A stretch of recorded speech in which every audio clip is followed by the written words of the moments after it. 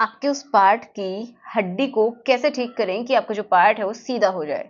अगर वो इस तरीके से मुड़ गया है किसी भी साइड, उसको सीधा किया जा सके। तो क्या वहाँ पे कितनी बड़ी हड्डी होती है, कैसे आप उसको ठीक कर सकते हैं, क्या होता है और क्या इसका ट्रीटमेंट है, सब कुछ जानेंगे। आपको करते समय भी दर्द होता है, आप इंसर्ट भी नहीं करवा सकते क्योंकि आपको बहुत ज़्यादा पेन हो रहा है, आपका जो साथी है वो भी कंफर्टेबल नहीं है। तो चलिए इसी के बारे में आज हम बात करते हैं कि क्या आप कर सकते हैं।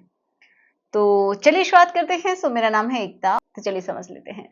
देखिए क्या होता है कि क्या वहाँ पे हड्डी होती है?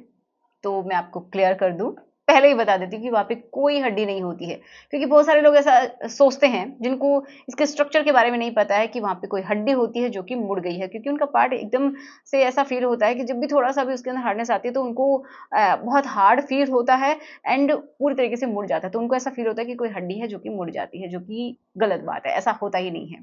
ठीक है, मुड़ जाता है, ऐसा होता है, किन कारणों से होता है, कैसे ठीक हो सकता है, सब कुछ समझते हैं। तो देखो मेनली हम पहले हड्डी वाली बात पे ही बात करते हैं कि हड्डी नहीं है तो ऐसा क्या है कि हार्डनेस आती है। तो आपको मैं बता दूं कि वहां पे कोई भी हड्डी नहीं है, सिर्फ और सिर्फ वहां पे क्या है, मसल्स हैं। ठीक है, और एक तरीके से समझिए स्पॉन्जी टिश्यूज हैं, वेन्स हैं एंड आर्टरीज हैं, मतलब ब्लड वेसल्स हैं। और वहां पे मैसेज लाने के लिए क्या है, न्यूरॉन्स, नर्व्स हैं। ठीक है, नर्व की एंडिंग्स हैं जो कि जिनसे आपको कुछ फीलिंग महसूस होती है।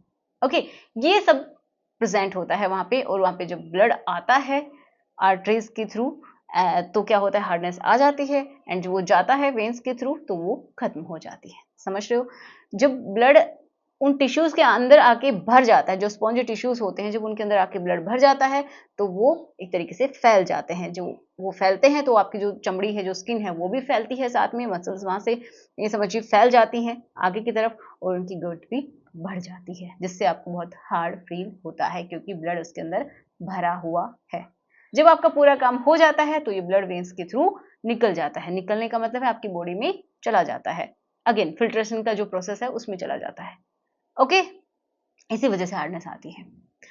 अब किसी का मुड़ क्यों जाता है? तो देखिए मुड़ने के भी दो तीन तरीके समझ लीजिए कि अगर ऊपर की तरफ मुड़ा हुआ है, नीचे की तरफ मुड़ा हुआ है, साइड में है तो, और वो नेचुरल तरीके से है, एक स्लाइड सा कर्व है, कोई दिक्कत की बात नहीं है। तो ये किसी किसी में बचपन से होता है, किसी के लिए जेनेटिक होता है। ठीक है, तो नेचुरल सी बात है कि अगर आपको कोई दिक्कत नहीं हो रही है, कोई दर्द नहीं हो रहा है और बाय बर्थ आपका ऐसा है, तो कोई प्रॉब्लम की बात नहीं होती है। अगर ऊपर की तरफ मुड़ा हुआ है तो बहुत सारी फीमेल को बहुत ही अच्छा फील करवाता है, क्योंकि फीमेल में भी ऊपर की साइड में ही बहुत सारी नर्व एंडिंग होती हैं।